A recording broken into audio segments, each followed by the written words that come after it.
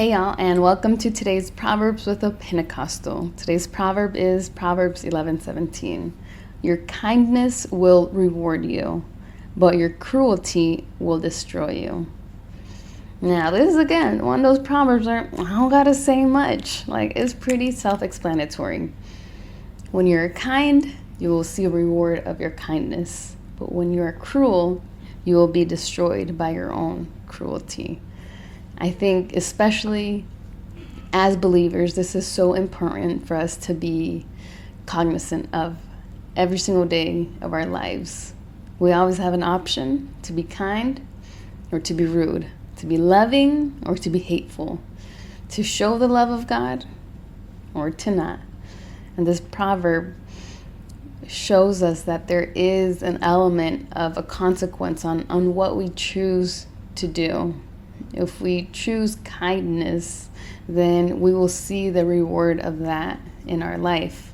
Now, I think, at least for me, I struggle with that piece because so many times I have seen, examples of people living out what Jesus tells us to do, of turning the other cheek. In the moment, there isn't an immediate reward.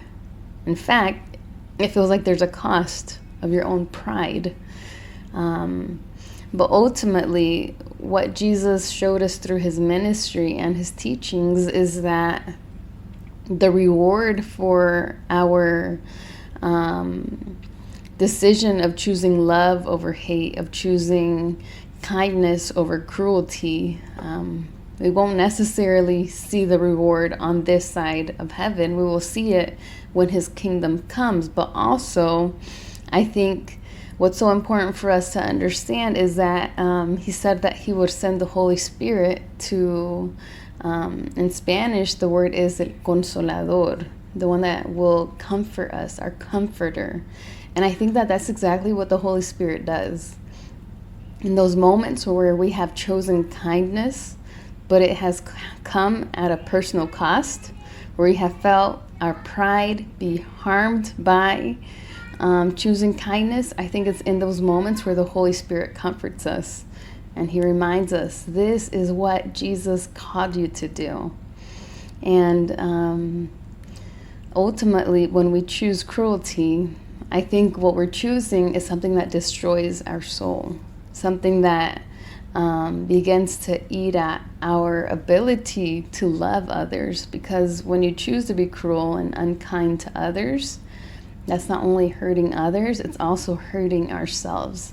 And that's why Ephesians tells us, again in Spanish, no contristéis al Espíritu Santo, which means let us be aware of what the Holy Spirit is speaking to our souls.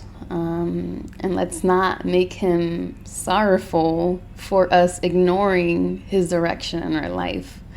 But this proverb makes me also think about something that Paul says in Romans 16:19. He says, in Spanish, I really like what it says in Spanish, in the Reina Valera version. It says, quiero que seáis sabios para el bien e ingenuos para el mal. Now, in English, it says, I want you to be wise in doing right and to stay innocent of any wrong. Now, what I like about the Spanish version, that word ingenuos para el mal. Ingenuo, what that means, it means like being naive. And I really love that translation in Spanish because he's telling us, let's be wise about doing right, but let's be naive of what's wrong. And I think this connects to this proverb because it requires that we have a longing to do right, which is also that decision to be kind over being cruel. And it requires that we almost have this being naive about what it means to be cruel or what it means to be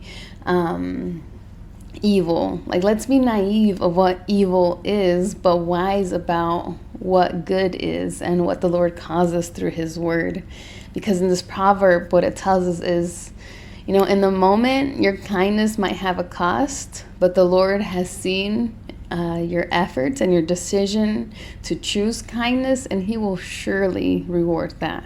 So I hope that encourages you. If you're someone who struggles to be kind, let's start working on that. But if you're someone that is already kind and you struggle with the aftermath, I hope this encourages you that the Lord takes notice of your kindness. And surely enough and soon enough, you will see the reward of your kindness. Thanks, y'all, for listening. Bye, y'all.